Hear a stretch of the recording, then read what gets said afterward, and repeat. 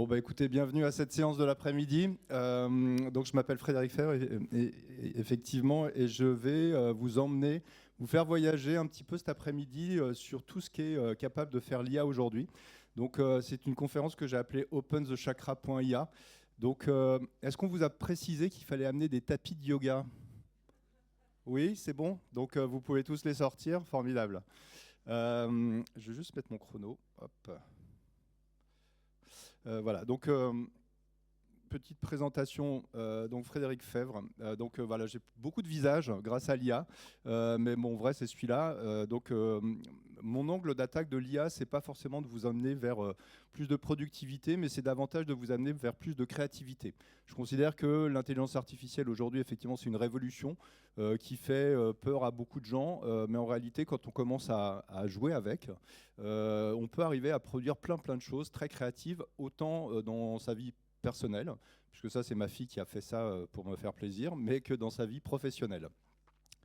Voilà, donc bienvenue dans l'ère de l'IA, donc cette intelligence artificielle. On va dire qu'en France, on est un peu dans l'an 2, dans l'an 1 pardon, de l'IA, alors que dans beaucoup de pays du monde, on est dans l'an 1 de l'IA. Enfin, c'est-à-dire que vous avez les États-Unis, vous avez l'Inde, vous avez la Chine, etc., qui travaillent sur le sujet depuis très longtemps.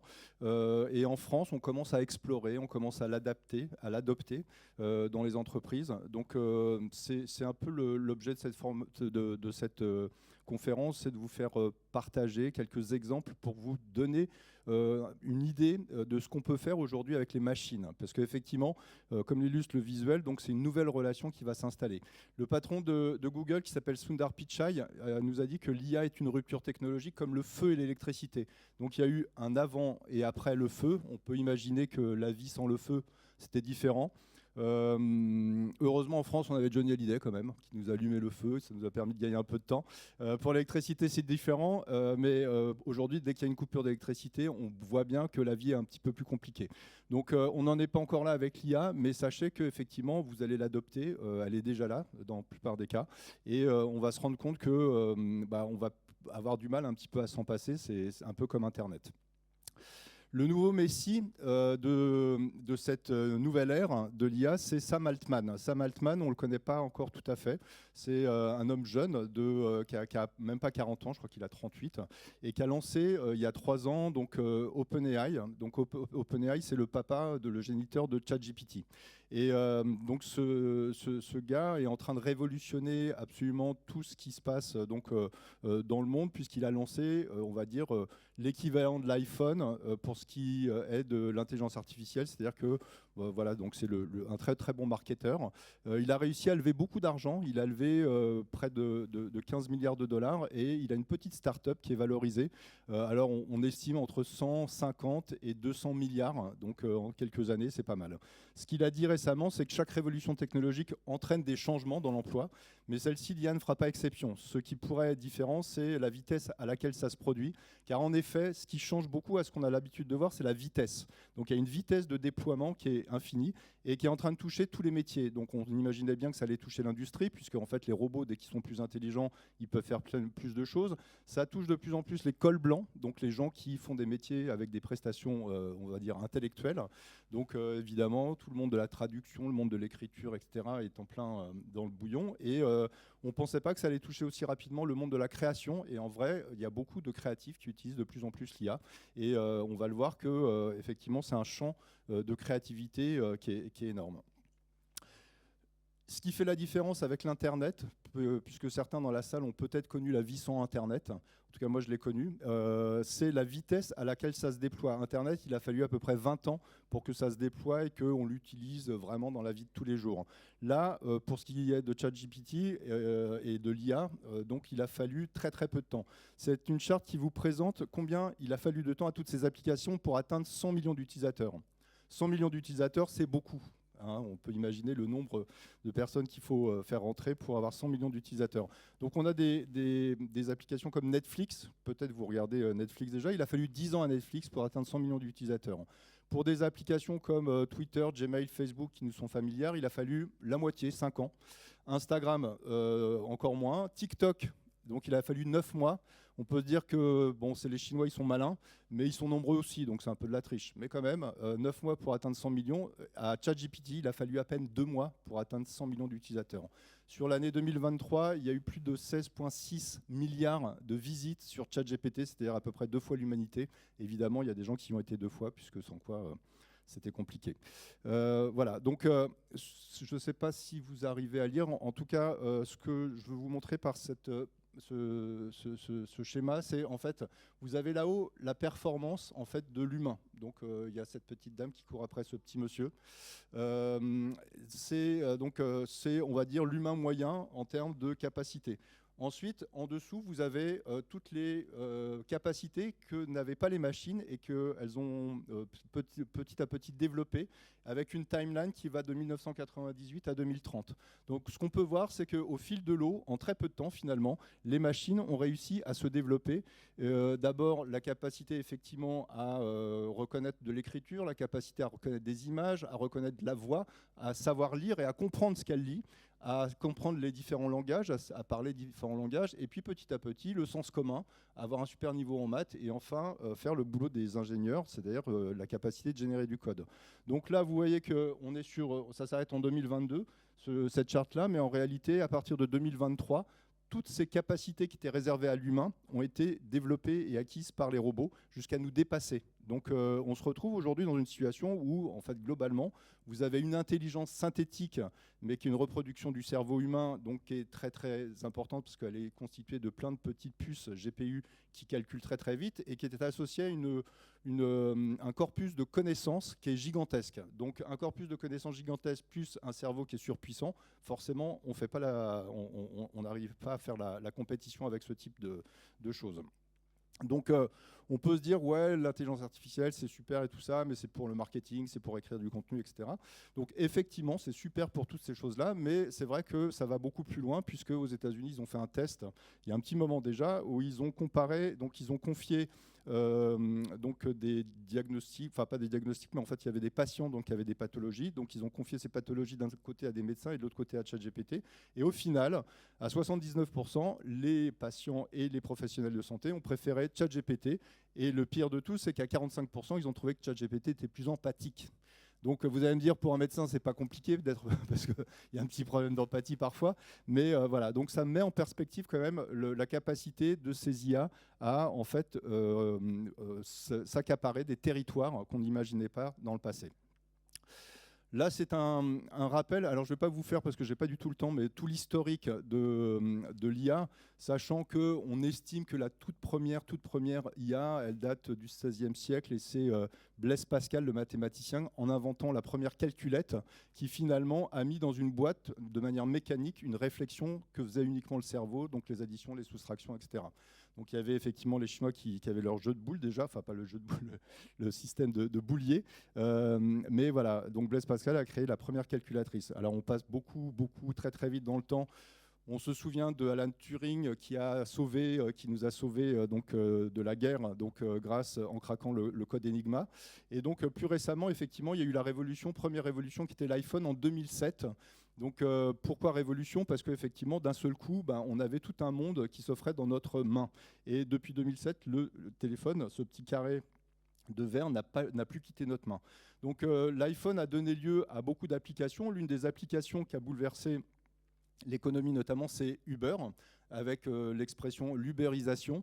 C'est-à-dire que d'un seul coup, il n'y avait plus d'intermédiaires, donc on n'était plus obligé de passer par une société, etc., pour avoir un service. Et donc Uber a changé, et donc on a commencé à parler d'ubérisation de l'économie. Donc ça a été Airbnb pour l'hôtellerie, Uber pour les taxis, etc., etc. De là, donc petit à petit, le digital s'est développé. En 2017, il y a eu un événement peu connu du grand public, mais donc il y a des ingénieurs de chez Google qui ont déposé une étude qui s'appelait Attention is all you need. Donc en fin de compte, c'était le point de départ d'un nouveau mode, donc d'un nouveau modèle de deep learning qui s'appelle Transformer. Le Transformer, donc, c'est une manière différente pour les algorithmes finalement de lire du texte et d'apporter de l'attention sur une phrase entière plutôt que sur des mots. Et donc ça a favorisé en fait toute la gestion des langages, donc et du langage naturel.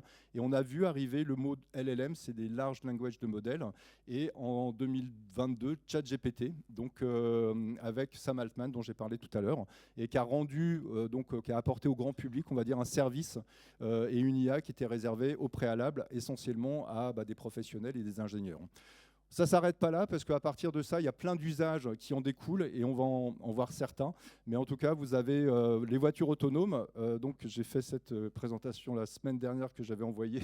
Mais entre-temps, Elon Musk, la semaine dernière, a lancé ses taxis autonomes. Et ça ne s'arrête pas là, puisqu'en 2025, on va arriver à avoir petit à petit des robots domestiques. Il faut savoir que, par exemple, Apple, qui avait lancé un gros programme de véhicules autonomes, d'un seul coup, là, a changé de stratégie et se lance dans le robot domestique. Donc, messieurs, dames, vous allez pouvoir avoir à la maison, à partir du printemps prochain, pour à peine 20 000 $, un robot qui va faire le ménage, la vaisselle, la cuisine et ranger la chambre des enfants, ce qui peut être intéressant. Voilà, donc on passe de ce qu'on appelle l'ubérisation, donc un bouleversement de l'économie, à la GPTisation finalement. Petit à petit, cette GPTs, donc cette capacité finalement des ordinateurs à comprendre le langage humain, va s'intégrer dans beaucoup d'objets et dans beaucoup d'applications.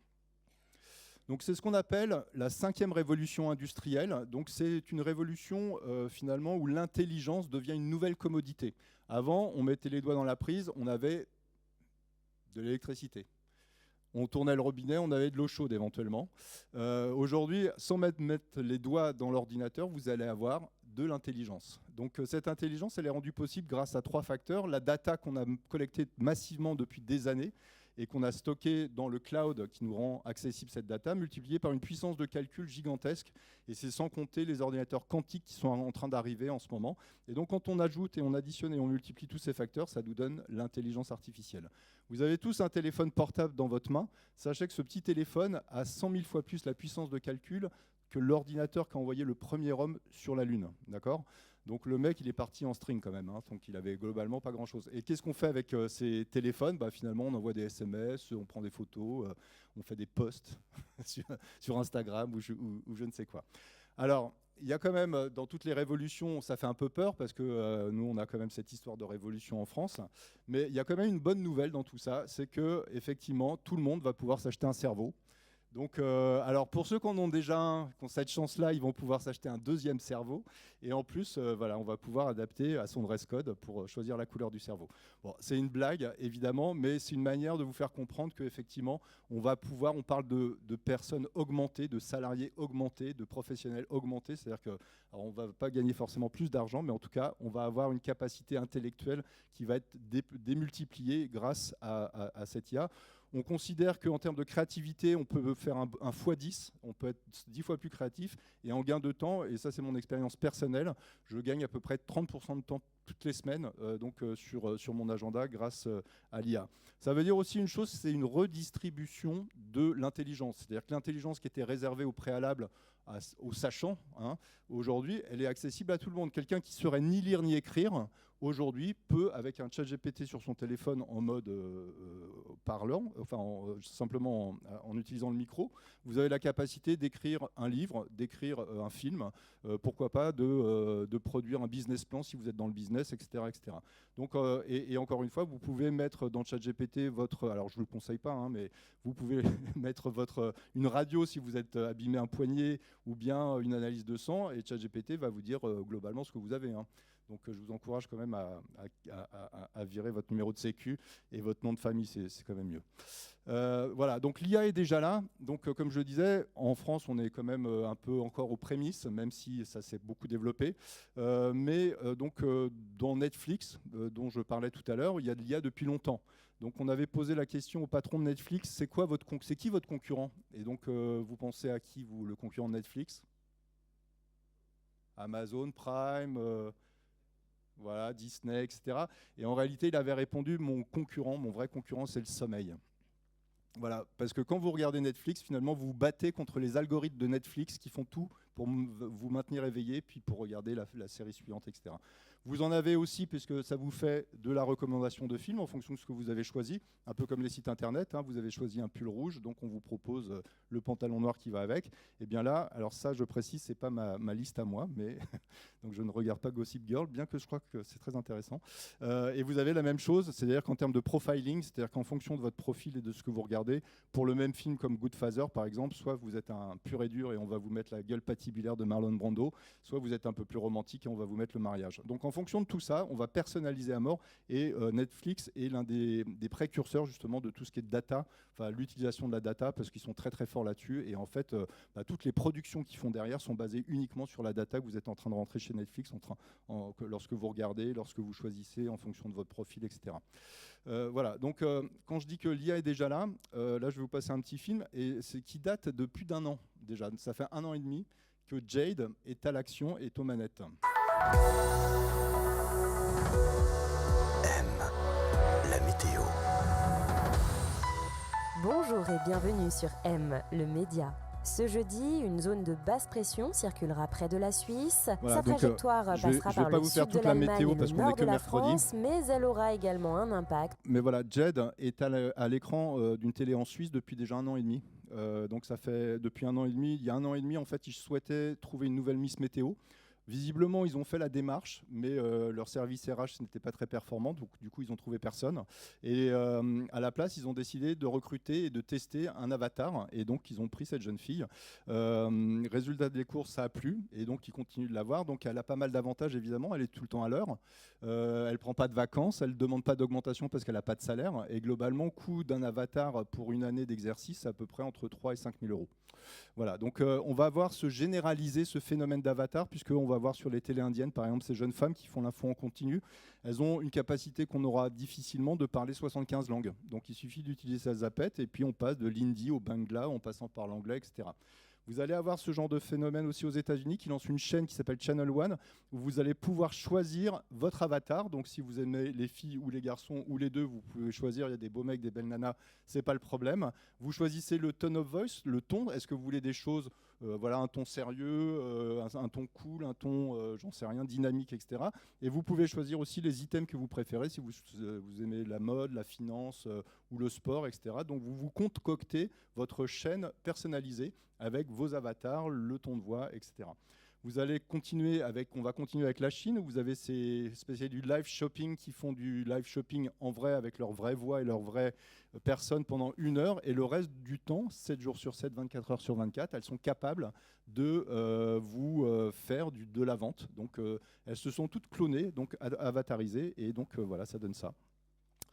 Alors, là, je vous fais voyager. En Europe et en France, on a aussi ce type de phénomène, puisque vous avez depuis un petit moment déjà Carrefour qui a lancé Hopla, qui est en fait une appli qui vous permet, vous avez, je sais pas, une tranche de jambon et 3 carottes dans le frigo et vous avez 5 copains qui viennent dîner. Qu'est-ce que je peux faire? Je dis au robot, voilà, j'ai ça dans le frigo, fais-moi une recette pour 5 personnes. Et elle vous fait non seulement la recette, mais elle vous prépare votre panier. Vous avez juste à cliquer pour vous la faire livrer ou passer au drive la chercher. Chez Ikea, il y a Billy the Boat qui vous conseille au moment de l'achat, mais aussi au moment de la mise en place de votre déco. Vous avez Hello Casto qui fait la même chose, donc en fonction de conseils de bricolage. Alors ce qu'on remarque, la différence avec les sites internet d'avant, il y a même un enjeu, est-ce que bientôt les sites internet vont disparaître? Mais c'est qu'aujourd'hui, on parle avec le site internet en langage naturel. Donc ce qui a amené justement cette IA, c'est la capacité de dialoguer avec tout support. Donc vous pouvez parler avec un site internet, vous pouvez parler si vous ennuyez le soir avec votre PDF, vous pouvez parler avec n'importe quoi. Donc c'est vraiment ça la révolution, c'est la capacité de comprendre et de pouvoir utiliser le langage naturel pour échanger avec des données, avec des datas. On parlait de médecins, voilà, les médecins, donc il y a cette IA qui s'appelle Hippocratic AI qui vient de sortir, et donc c'est des professionnels de santé donc qui vont pouvoir vous accompagner pour le moment sur des tâches à faible risque, mais ça va pouvoir accompagner les patients. Donc vous voyez que ça va assez loin, hein. Pour synthétiser un peu tout ça, il y a une appli qui s'appelle Character.ai que je vous encourage vraiment à découvrir parce que c'est la 2e appli la plus utilisée au monde après ChatGPT. Donc il y a ChatGPT et Character.ai. L'année dernière, c'était presque 4 milliards de visites. Et donc cette IA vous permet soit de dialoguer avec des personnages virtuels, soit de créer des personnages virtuels. Donc vous pouvez parler avec Einstein, avec Napoléon, mais aussi avec Kim Kardashian, très intéressant, avec des joueurs de foot. Vous pouvez avoir des coachs en IA, des coachs en santé, des coachs en diététique. Vous pouvez avoir un prof de maths, etc., etc.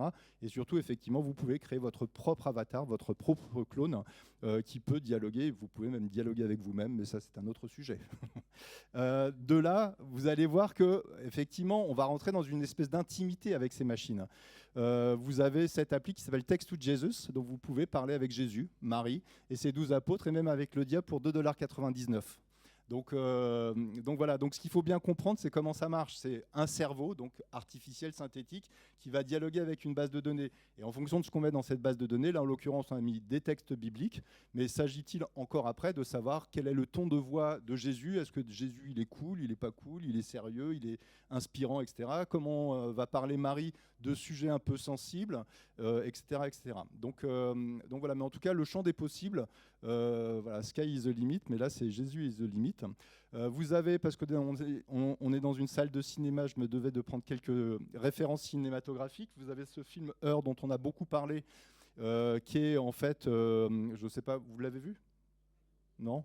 Ouais, ceux qui l'ont vu, c'était il y a 10 ans déjà, enfin même un peu plus de 10 ans, et donc c'était ce gars qui était pas très bien et puis qui tombe fou amoureux. On parlait d'un programme informatique et on parlait pas encore d'IA. Et donc il est tombé red dingue de l'IA et c'était la voix très sensuelle de Scarlett Johansson et qui lui parlait dans le micro, et petit à petit il est complètement tombé sous le charme de ce personnage virtuel qui n'existait pas. Aujourd'hui, c'est rendu possible. Vous avez cette jeune influenceuse qui s'appelle Karine, qui a utilisé une intelligence artificielle qu'elle a formée, qu'elle a entraînée avec 25 000 heures de vidéos YouTube. Elle a créé son appli, c'est une appli de dating, de rencontre. Donc vous pouvez pour $1 la minute parler et dater Karine. Voilà, ce qui donne Hey there, John. ce genre de It's choses. lovely to meet you. I just spent the morning grabbing brunch at the Flowering Tree Cafe in West Hollywood. It was absolutely amazing. What are you up to today? Donc évidemment, Karine n'est pas là, donc elle a simplement formé son IA, That sounds really et en nice. fait derrière elle fait son Have you petit tried business. La doing première some semaine, elle a yoga gagné or 20 000 $. meditation for relax? Je vous laisse imaginer. Si on va un peu plus loin, alors là c'est la version soft évidemment, parce que voilà, l'être humain étant ce qu'il est, donc du simple appli de dating, on peut aller beaucoup plus loin dans le délire.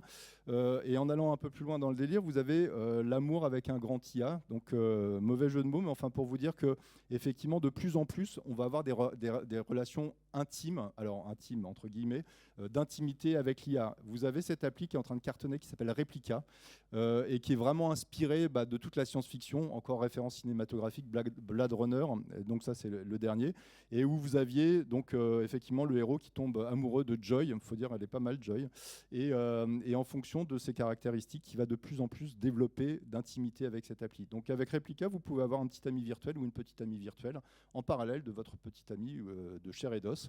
Et les millennials en sont fous, 40% sont prêts à vraiment entretenir une relation avec. Alors ça c'est les Américains pour le moment, donc on n'est pas encore en France, mais ça peut arriver. Et certains sont prêts à se marier surtout. Donc c'est ça qui est dingue. Donc là on parlait de choses qui sont dans notre téléphone. Donc le téléphone, si on veut le couper, on le retourne, ou on le met dans un tiroir, ou on l'éteint. Ce qui va se passer, c'est que de plus en plus, on va retrouver ça, et ça va s'incarner, cette intelligence, dans des choses qui vont ressembler à l'homme. Donc ce qu'on appelle des robots humanoïdes. Donc là, c'est un petit exemple. Donc ça, c'est le robot de Tesla. Alors si vous le voyez sur une piste, je vous déconseille d'aller à sa rencontre, parce que ça peut faire un peu mal.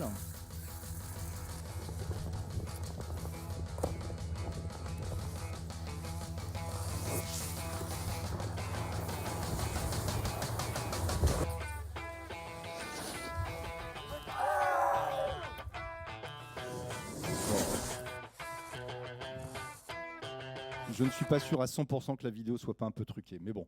Ce qu'il faut savoir, c'est qu'effectivement, dans un futur proche, tous, comme on l'a vu tout à l'heure avec les robots ménagers, tout ce qui bouge sera autonome, au sens sera intelligent.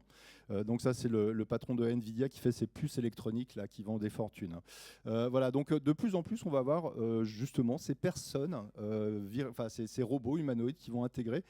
Chez Amazon, ils en ont mis 750 000 déjà. Il y en a un là qui vient d'arriver, les usines BMW aux États-Unis emploient aussi ces choses. Donc on va en voir de plus en plus. Donc tout ça n'est pas sans rappeler une référence cinématographique aussi que vous avez. Et donc c'était C3PO. Et C3PO, pourquoi ils l'ont fait, C3PO ? Parce que en fait, c'était le papa donc, de Luke, donc Anakin Skywalker, qui a mal tourné, hein, on le sait. Je ne vais pas spoiler quand même, mais en fait, il avait besoin d'un compagnon pour s'échapper de Tatooine, de la planète Tatooine. Et qu'est-ce qu'il voulait faire ? Il voulait voyager dans la galaxie. Et pour voyager dans la galaxie, il avait besoin d'un guide. Et puis surtout, la vraie capacité de C3PO, c'est qu'il pouvait parler 1000 langues. Donc, il pouvait parler toutes les langues de la galaxie. Donc, on n'est pas loin de ce que peut imaginer un Elon Musk, par exemple, qui veut nous emmener sur Mars, voire sur Uranus, et on aura probablement l'opportunité de rencontrer d'autres intelligences, pas artificielles, mais plutôt interstellaires. Donc voilà, donc on va arriver de plus en plus à des choses un petit peu comme ça. Voilà, donc la question que tout le monde se pose, et que tout le monde me pose, c'est est-ce que l'IA va remplacer les gens ? Alors on dit... La réponse appropriée, c'est que l'IA ne va pas remplacer les gens. En revanche, ce qui est fort probable quand même, c'est que les gens qui utilisent l'IA vont petit à petit remplacer ceux qui ne l'utilisent pas. Imaginez un chauffeur de taxi sans appli GPS, c'est un peu compliqué, quoi. Si il est en train de bagarrer avec quelqu'un qui est encore avec son plan papier de Strasbourg pour trouver l'adresse de l'UGC qui n'existait pas déjà il y a quelques années, donc ça va être compliqué. Donc en fait, on va se retrouver dans cette situation avec vraiment, voilà, il va y avoir un poids de mesure. Pour vous montrer un petit peu, donc tout ça c'est effectivement basé sur les LLM, donc c'est large le modèle de langage. Au départ on avait le text-to-text, on rentrait un texte, on avait donc ce qu'on appelle un prompt, on avait un texte qui se générait. Ensuite petit à petit on avait du texte, on a pu faire des images, donc là c'est un logiciel qui s'appelle Midjourney, et vous voyez comment au fil du temps, effectivement, au départ Maître Yoda, vous le voyez en 2022, en mars 22, il ressemblait plutôt à Shrek qui s'est pris un 15 tonnes. Et au fil du temps, on voit que la machine galère quand même à le faire bien, à le faire proprement. Mais vous voyez qu'en décembre 2023, et en fait ça date déjà de quelques mois, maintenant on a l'impression qu'il est vrai, qu'il existe avec une belle lumière. De la même manière pour cette jolie Californienne, qui au démarrage en mars 22, c'était plutôt une version de Picasso année bleue, voilà, qui avait la tête un peu déformée. On voit que l'IA galère aussi, mais ça vous montre à quel point en fait l'IA progresse sur sa capacité à représenter et à imiter le monde réel. Donc ça, en image, on voit mieux, mais pour le texte, c'est la même chose. C'est-à-dire elle est capable d'imiter de mieux en mieux. Et on parlait de text-to-text, text-to-image, text-to-robot. Maintenant, on parle de everything to everything, parce que vous pouvez rentrer une image et faire un texte. Vous pouvez rentrer, il y a Google qui vient de sortir un truc, vous mettez votre site internet dedans, elle analyse pendant quelques secondes et elle vous sort un podcast. Donc on peut faire web to podcast. Donc on va pouvoir faire vraiment beaucoup de choses. Voilà, moi j'ai fait ça, très simplement. C'est ma cuisine. Bon, elle n'est pas terrible, mais c'est comme ça. Donc j'ai rentré une photo de ma cuisine, je ne savais pas trop quoi faire. Et donc c'est un petit logiciel qui s'appelle Archivinci, qui est gratuit. Alors si vous l'utilisez beaucoup, c'est payant, mais si vous l'utilisez un tout petit peu, j'ai rentré une photo de ma maison, c'est pareil. En quelques secondes, on choisit le style, etc. Ça vous produit très rapidement une proposition. Donc voilà, donc je ne sais pas s'il y a des décorateurs dans la salle ou des architectes, mais en tout cas, bienvenue dans l'ère de l'IA, ça peut vous aider. Vous avez, pour tous ceux qui font du e-commerce, la possibilité, donc ça c'est la plateforme Amazon qui propose à tous ces e-commerçants, vous avez un produit, vous rentrez votre produit, après vous avez une case pour prompter qui est ici. Et là, en l'occurrence, vous mettez ce que vous voulez faire de votre produit et il va vous mettre votre produit, en l'occurrence ici, sur une jolie plage avec des cocotiers, etc. Donc il y a juste à prompter, ce qu'on appelle donc prompter, c'est donner une consigne à l'IA et l'IA réalise pour vous. Vous pouvez faire des films de pub. Alors je crois que la qualité n'est pas top, mais ça c'est le dernier film Adidas.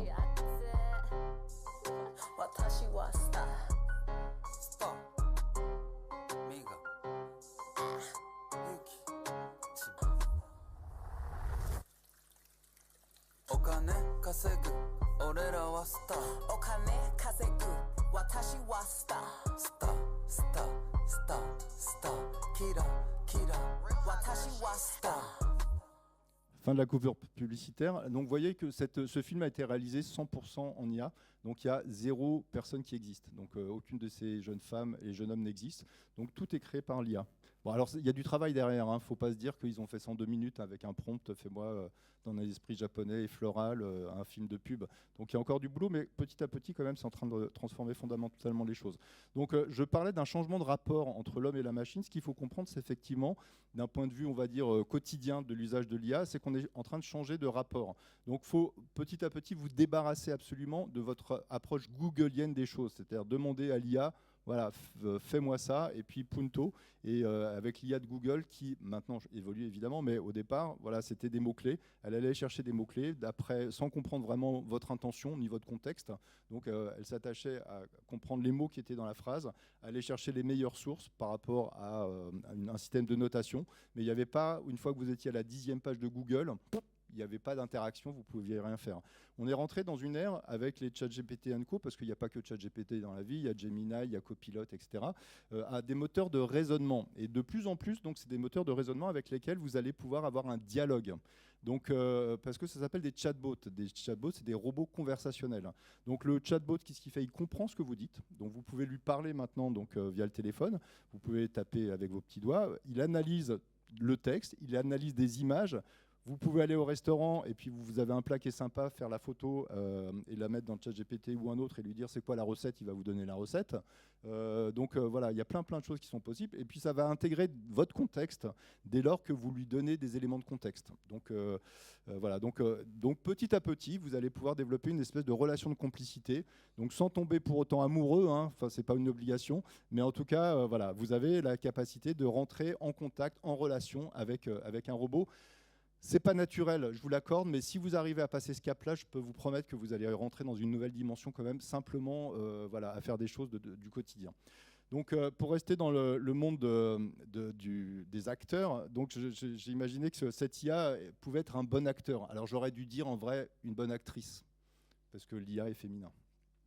Voilà, mais en tout cas, on peut lui confier plein de rôles, et là c'est l'une des clés d'ailleurs pour communiquer et puis pour faire des bons prompts, c'est de partir sur vraiment un rôle qu'on va donner à l'IA. Donc l'IA peut être prix Nobel. Je ne sais pas si vous avez vu, mais le prix Nobel de physique a été donné au pape, au parrain, on va dire. Non, c'est plutôt le parrain. Au parrain de l'IA, qui s'appelle Geoffrey Hinton. Ça peut être un mathématicien, un codeur, ça peut être un expert du SEO, ça peut être un DRH, ça peut être un expert comptable, ça peut être un juriste, un thérapeute. Oui, thérapeute, ça fait peur. Alors les métiers les plus menacés, c'est les coachs et les thérapeutes, hein, moi je vous le dis. Cet été, ma femme avait fait des rêves, elle me demandait ce que j'en pensais, j'ai dit pas grand-chose. Mais je lui ai dit, va voir ChatGPT, tu vas trouver un GPT qui est spécialisé dans la lecture des rêves avec une approche freudienne.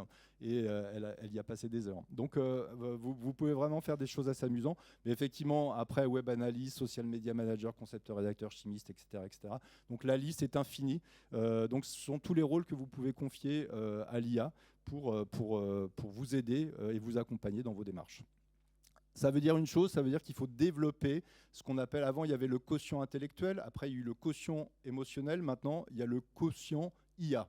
D'accord ? Donc le quotient IA, c'est quoi ? C'est votre capacité de comprendre donc tout ce qui se passe, tout ce qu'on peut faire, de développer des soft skills et ce qu'on appelle de l'inclination, c'est d'ailleurs de naturellement arriver à communiquer avec ces machines. Après, les hard skills, c'est plutôt effectivement comprendre un petit peu la technique quand même, sans rentrer, sans devenir ingénieur ni data scientist, mais de comprendre un petit peu ce qu'il y a sous le capot, comme on dit. Beaucoup de formation, vraiment, je vous incite à vous former très très vite parce que ça c'est vraiment le plus important. Et je salue au passage Conversion Booster, qui est le sponsor de cette conférence et donc qui est un réseau d'experts et sélectifs justement sur la formation de tout ce qui concerne les métiers du digital, les métiers de l'IA et dont je fais partie. Donc merci beaucoup à Conversion Booster.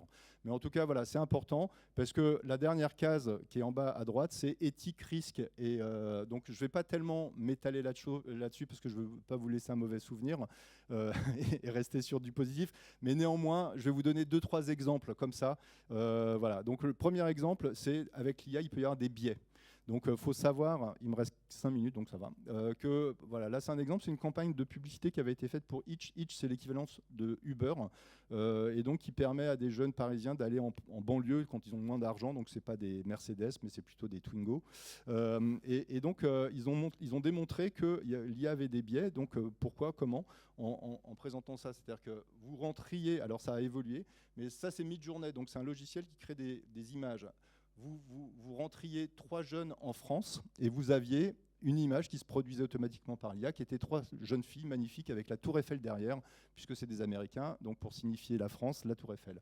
Et vous changiez légèrement le prompt, donc la consigne, en mettant 3 jeunes en banlieue en France. Ben voilà, vous aviez cette image-là qui est légèrement différente. Ça s'appelle un biais.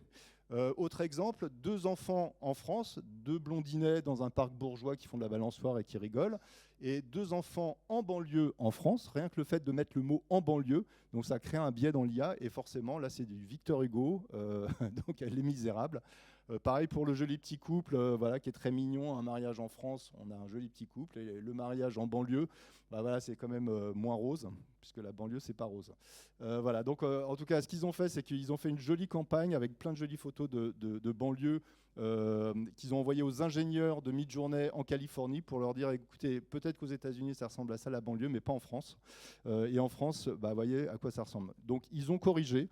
Et le patron de Hitch a fait une belle opération de RP pour dire, voilà, l'IA m'a écouté et Midjourney a changé son référentiel. Ça veut dire une chose quand même, c'est que l'IA, en fait, c'est comme je le disais, un gros cerveau synthétique plus grosse base de données, donc plus base de connaissances. Et cette base de connaissances, qu'est-ce que c'est ? C'est le reflet de l'humanité. C'est-à-dire que c'est nous qui l'avons programmé. Donc si on a programmé des choses, voilà, comme un enfant qu'on va éduquer, on va dire ça c'est bien, ça c'est pas bien, ça c'est bon, ça c'est pas bon, etc. Donc l'IA va faire la même chose. Pour vous donner un exemple, si vous allez consulter une IA chinoise et vous lui demandez que penses-tu de que penses-tu de la propriété privée et du capitalisme, elle va pas vous répondre la même chose qu'une IA américaine par exemple. Donc si vous demandez à l'IA, à ChatGPT qui a inventé l'aviation, ils vont vous sortir des aviateurs américains. Si vous demandez à Mistral AI, qui est une IA française, qui a inventé l'aviation, elle vous sort un aviateur français. Donc voilà, donc chaque IA va avoir non seulement sa base de connaissances, mais derrière cette base de connaissances, il y a quelque part une idéologie. C'est pour ça que chaque pays, chaque territoire va vouloir, et chaque marque bientôt va vouloir avoir sa propre IA pour justement pouvoir parler avec justement sa connaissance et puis ses idées. Voilà, donc quand on voit que Elon Musk a développé son IA et que son IA est basée en base de connaissances, c'est Twitter, enfin X maintenant, on peut imaginer le type d'information qu'on va pouvoir avoir en retour. Donc évidemment, dans les risques aussi de l'IA, il y a tout ce qu'il y a, la désinformation, le deepfake, etc. Donc vous avez de plus en plus d'applis et c'est vraiment en 3 clics. Hein. Enfin, c'est un jeu d'enfant. Donc on a eu pas mal le pape avec sa doudoune Gucci, on a eu Macron et on va continuer à l'avoir. On a vu Trump beaucoup ces derniers temps.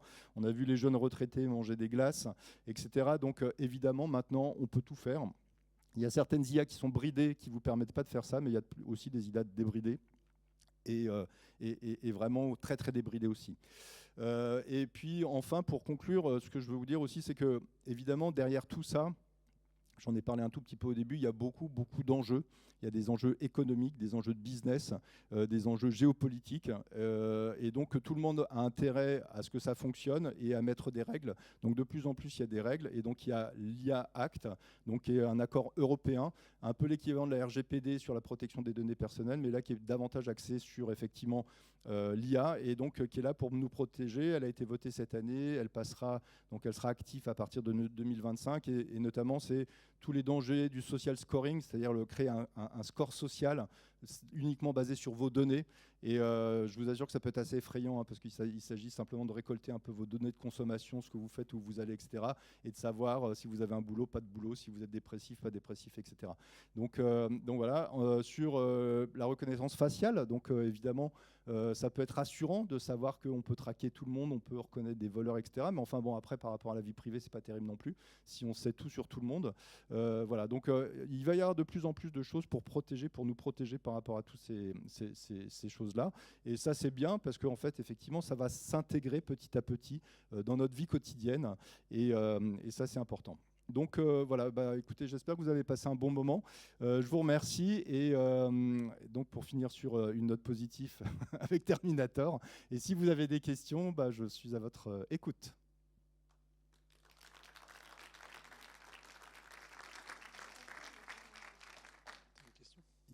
Oui. Bonjour, merci pour votre présentation, je la trouve très riche.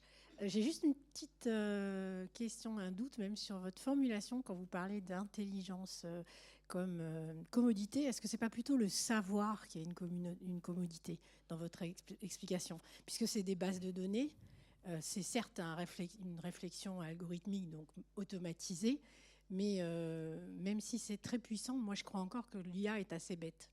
Si je peux me permettre. Oui. Alors, encore une fois, je ne l'ai pas dit, mais généralement, j'ai un préambule qui est de dire que je ne suis ni vendeur de ChatGPT, ni de Copilot, ni de Microsoft. Je ne suis pas représentant de commerce. Et deuxièmement, je ne suis pas en train de vous vendre un monde meilleur.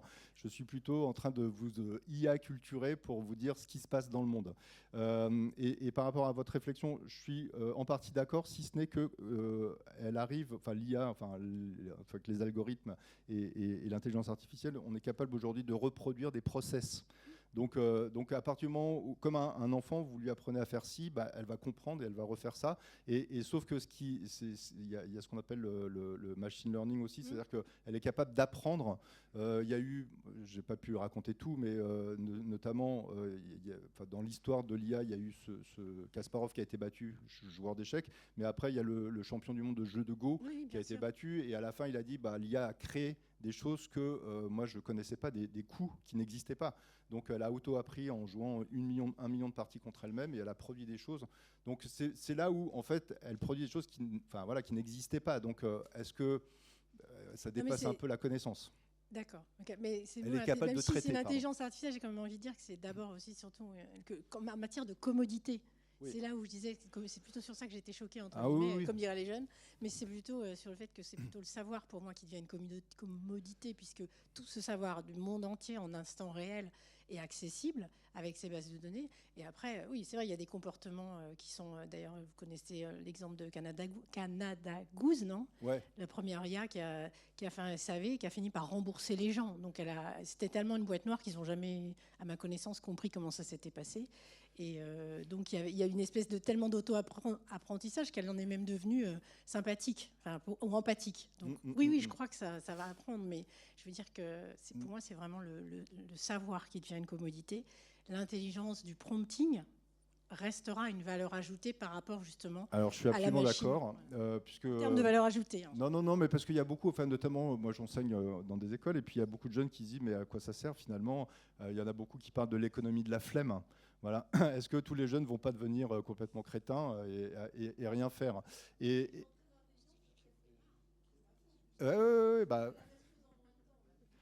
Oui, c'est Bill Gates qui disait, c'est Steve Jobs qui recrutait à chaque fois, et quand on lui présentait quelqu'un, il posait un problème et celui qui trouvait le plus rapidement possible, en fait, même s'il avait un peu triché, il le prenait parce qu'il dit toi au moins tu trouves un moyen de changer les choses. Je dis c'est en process, c'est-à-dire que là on a remis le prix Nobel donc à ce gars qui a inventé l'intelligence artificielle, qui lui-même avait des doutes sur ce qu'était en train de faire Sam Altman. Donc voilà, donc il y a encore beaucoup à la fois de mythes et de marketing, et qui entretient ce mythe, et puis à la fois il y a quand même beaucoup de progrès, ça va très très vite, et puis on peut faire beaucoup de choses avec les voitures autonomes, etc., à qui on va confier. Là je disais, il y a des avions autonomes, ils sont en train de développer des avions autonomes, donc il n'y aura plus le pilote, donc plus de pilote dans l'avion. Est-ce qu'on veut monter dedans? On ne sait pas. D'autres questions? Oui. Ouais, merci beaucoup pour votre présentation, qui est très enthousiasmante. On voit effectivement tous les bénéfices qu'on pourrait en tirer. Moi, il y a un point qui me manque un petit peu, c'est tout l'aspect consommation énergétique que ça représente, eu aux contraintes des limites planétaires, où on essaye quand même de rentrer dans des objectifs de réduction de gaz à effet de serre. Comment est-ce qu'on y arrive finalement à l'utiliser, à gagner du temps, à être plus productif, plus intelligent, ou à avoir plus accès à des contenus et des savoirs, en ayant ça en tête, puisqu'en plus ChatGPT ne communique absolument pas sur la consommation de ses serveurs, il n'y a pas du tout ce retour-là. Il y a un gros enjeu énergétique, c'est clair. Là, on sait que Microsoft est en train de se rapprocher de tout ce qui est, de développer des mini-centrales nucléaires. Il y a une quête de l'énergie et des minéraux, un peu comme c'était la kryptonite, l'énergie de Superman. Donc, je pense que c'est pour ça qu'ils veulent aller sur Mars et sur la Lune.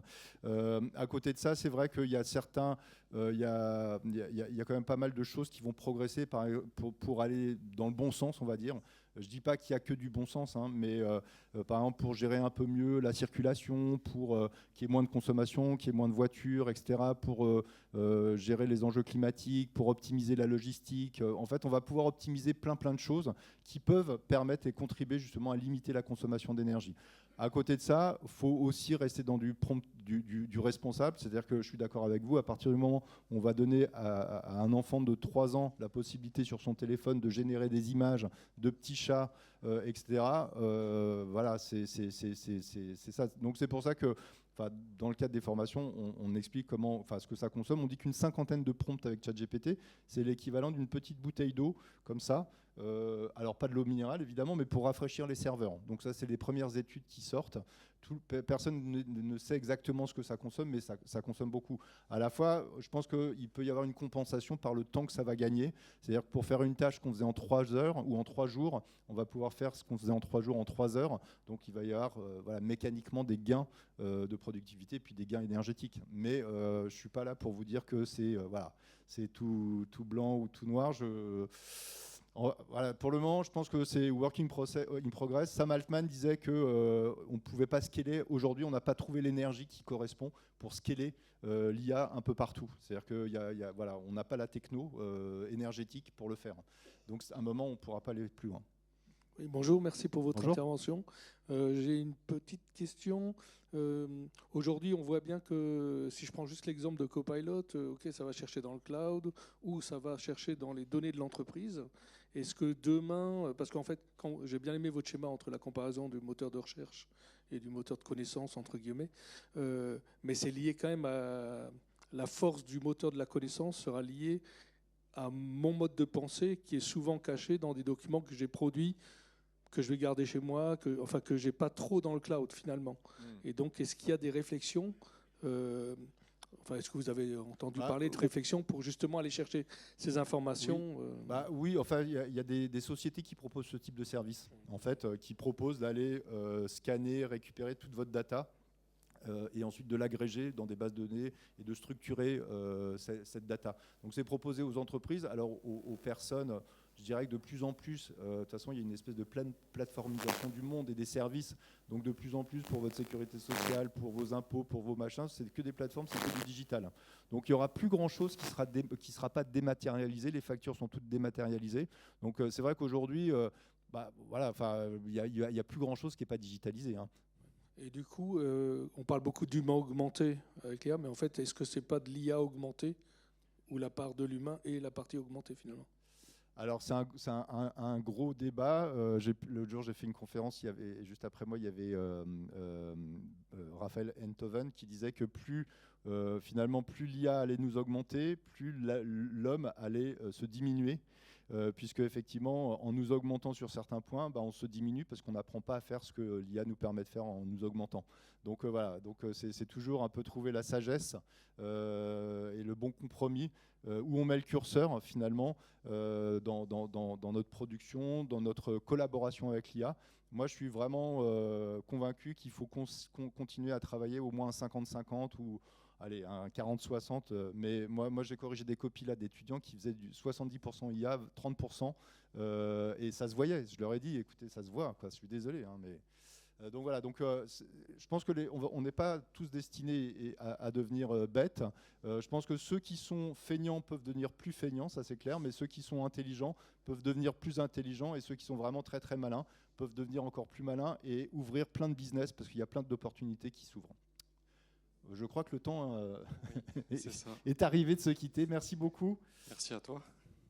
C'était une super présentation.